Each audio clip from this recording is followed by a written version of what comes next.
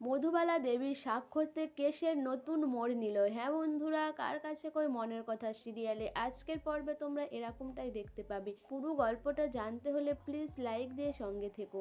অনির্বাণ আর আরাধনার মধ্যে কেসের মধ্যে তর্ক বিতর্ক শুরু হয়ে যায়। এদিকে পরাগ তার মাকে বোঝাতে থাকে, বলে মা তুমি গিয়ে সব কিছু বুঝে শুনে বলবে, কোনো উল্টোপাল্টা কথা বলবে না। আর যদি তুমি ভুলভাল কিছু বলো তাহলে কিন্তু কেসটা ঘুরে যাবে। তখনই শিমুলের শাশুড়ি বলে যে আমি কি বলবো আমি জানি, আমাকে তোরা বারবার বলছিস কেন? আমাকে ডাকলে তবে তো বলবো, আমি আমাকে কি না ডাকলে আমি কি আগ বাড়িয়ে সব বলতে যাব নাকি? পলাশ বলে যে না মা, আমরা সেই কথা বলছি না, তোমাকে সব কিছু আগে থেকে বুঝিয়ে দিচ্ছি। সেই সময় শতদ্রু কোর্টের ভিতর ঢুকে, সেটা দেখে পরাগ বলে দেখো মা, এখানেও সেই ছেলেটি চলে এসেছে, তোমাকে আমি বলেছি না ওদের মধ্যে এখনো যোগাযোগ রয়েছে।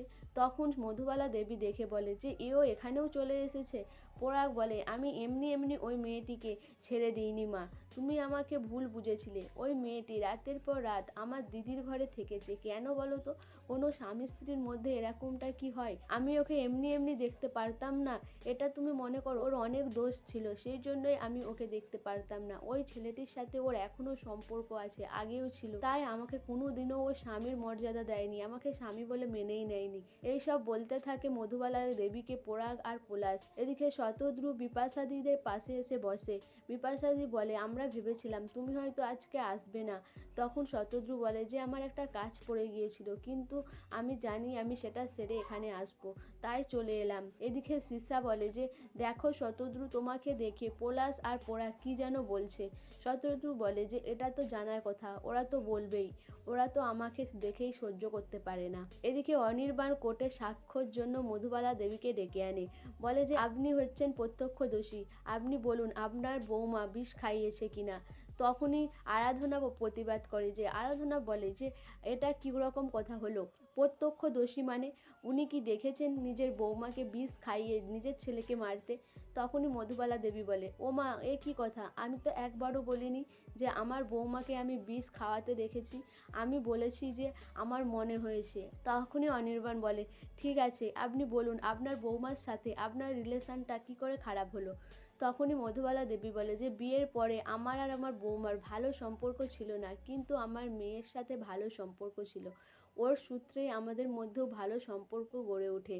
আমাদের সব কিছু বিপদে আপদে আমার বৌমাই আমার পাশে থাকতো। আমার ছেলের সাথে আমার বৌমার ডিভোর্স হয়ে যায়, কিন্তু তারপরেও আমি আমার বৌমাকে ওই বাড়ি থেকে যেতে দিই না, ওরাও আমার সাথেই আমাদের বাড়িতেই থাকে। আমার ছেলের এদিকে বিয়ে ঠিক হয়ে যায়, গায়ে হলুদের দিনেই আমার ছেলে অসুস্থ হয়ে পড়ে, তারপরে ডাক্তার জানায় যে তাকে বিষ খাওয়ানো হয়েছে। আমাদের বাড়িতে তো বেশি লোক থাকে না, আমার ছোট ছেলে, ছোট ছেলের বৌমা, আমি, আমার মেয়ে আর আমার বড় বৌমা। আমার ছোট ছেলে আর ছোট ছেলের বৌমা কেন আমার বড় ছেলেকে বিষ খাওয়াবে? আমি বা আমার মেয়েও তো খাওয়াবো না, পড়ে আছে আমার বড় বৌমা। তাই আমার মনে হয়েছে, আর সবাই যা বলছে সেটা শুনেই আমার মনে হলো। তখন শিমুলের চোখ দিয়ে জল গড়িয়ে যায় তার শাশুড়ির কথাগুলো শুনে। কিন্তু শিমুলের শাশুড়ি বলে আমি এটা বলতে পারি না, আমার বড় বৌমা যে বিষ খাইয়েছে আমি সেটা নিজের চোখে দেখেছি, লোকে যা বলছে সেটাই আমি বলছি। আমি এটাই চাই যে আমার বড় ছেলেকে বিষ খাইয়েছে তার জন্য শাস্তি হয়, যে অপরাধী সে যেন ছাড়া না পেয়ে যায়। এরপরে কোর্টের কাজ শেষ হয়ে যায়, শিমুলকে পুলিশ অফিসার ধরে নিয়ে যায়। সেই সময় বিপাশা দিয়ারে সবাই মিলে শিমুলের কাছে আসে, শতদ্রুও সঙ্গে আসে।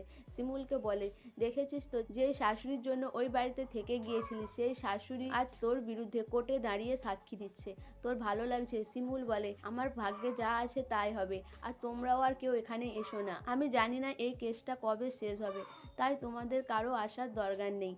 সো বন্ধুরা, শিমুল কি নির্দোষ প্রমাণ হবে? শতদ্রু যে পাশে আছে শিমুলের, সেটা কি শিমুল মেনে নেবে? তোমাদের কি মনে হয় অবশ্যই আমাকে কমেন্ট করে জানাবে। আর আমার ভিডিওটা ভালো লাগলে প্লিজ সাবস্ক্রাইব করে দিও, আর লাইক কমেন্ট শেয়ার করো।